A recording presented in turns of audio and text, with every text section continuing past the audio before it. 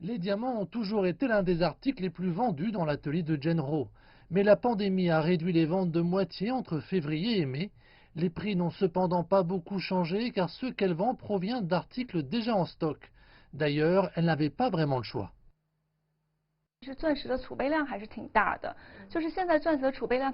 Les stocks de diamants sont encore en grande partie entre les mains des tailleurs de diamants, mais les réserves peuvent encore soutenir les activités des vendeurs de bijoux. Nous n'avons vu aucun changement dans les prix qui nous sont facturés.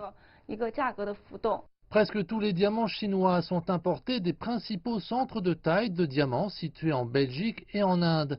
Les données du Shanghai Diamond Exchange indiquent qu'entre janvier et mai, les importations ont chuté de 60% en glissement annuel.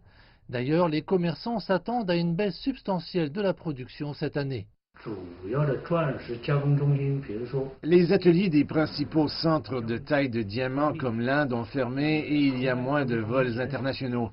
La Belgique, qui est le plus grand centre de négoce de diamants au monde, a également suspendu ses activités. Les transactions sur les diamants ont presque cessé. Les diamants taillés ne peuvent plus atteindre les marchés finaux. Les pays miniers comme la Russie, l'Afrique du Sud et le Canada ont tous réduit leur production. Nous prévoyons qu'en 2020, la production de diamants baissera de plus de 15% par rapport à 2019.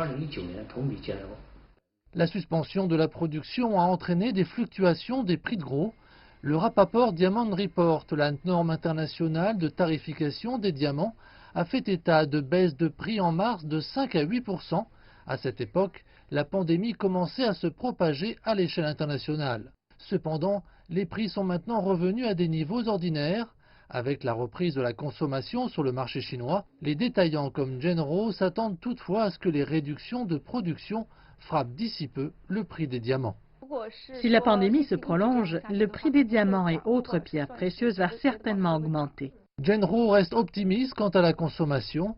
Alors que de nombreux mariages ont été annulés en raison de l'épidémie de virus, ils sont maintenant reportés. Elle reste convaincue que les diamants sont toujours sur la liste des incontournables pour les mariées chinoises. Les ventes de son atelier sont maintenant de retour au niveau d'avant la pandémie.